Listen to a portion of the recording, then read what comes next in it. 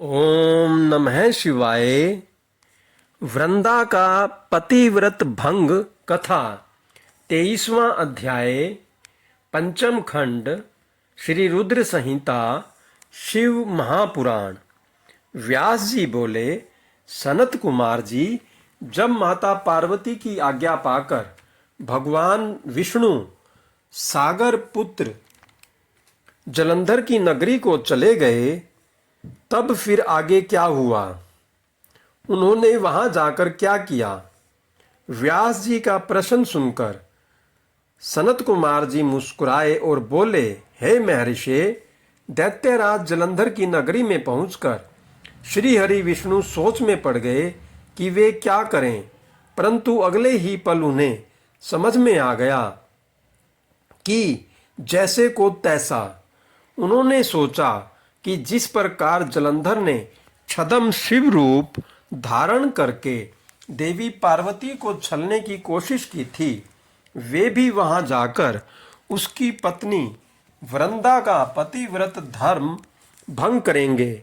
वे जानते थे कि जलंधर अपनी पत्नी के पतिव्रत धर्म से ही अभी तक बचा हुआ है, इसीलिए उसका पतिव्रत धर्म नष्ट करना जरूरी है। मन में यह विचार आते ही वे नगर के राज उद्यान में जाकर बैठ गए। दूसरी ओर दैत्यराज जलंधर की पतिव्रता पत्नी वृंदा अपने कक्ष में सो रही थी। भगवान श्री हरि विष्णु की माया के फलस्वरूप उन्होंने रात्रि में एक सपना देखा। उसने देखा कि उसका पति निर्वस्त्र होकर सिर पर तेल लगाकर और गले में काले रंग के फूलों की माला पहनकर भैंसे पर बैठा है और उसके चारों ओर हिंसक जीव जंतु उसको घेरे खड़े हैं। उस समय चारों ओर घोर अंधकार फैला हुआ था और वह दक्षिण दिशा की ओर बढ़ता जा रहा था। ऐसा सपना देखकर वह डर गई और उसकी आंख खुल गई।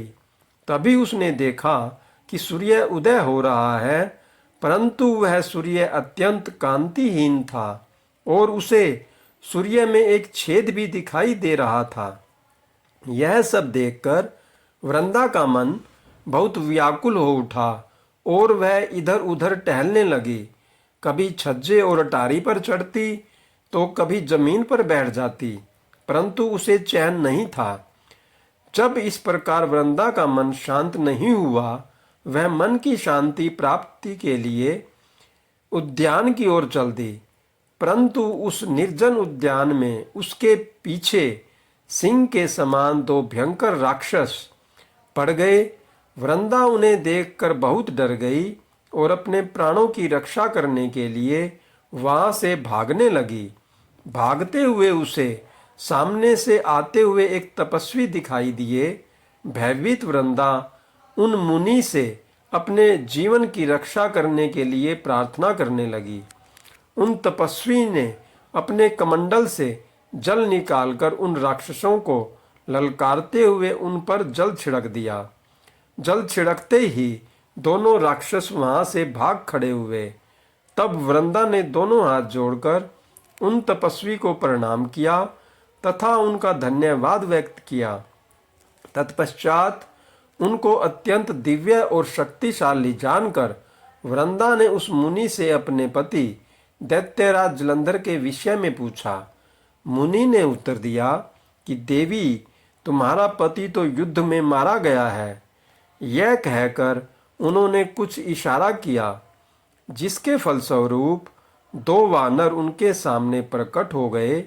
अगले ही पल उन तपस्वी का संकेत पाकर वे वानर आकाश मार्ग से उड़कर चले गए और कुछ समय पश्चात दैत्यराज जलंधर का कटा हुआ सिर और उसके अन्य सामान को लेकर लौट आए।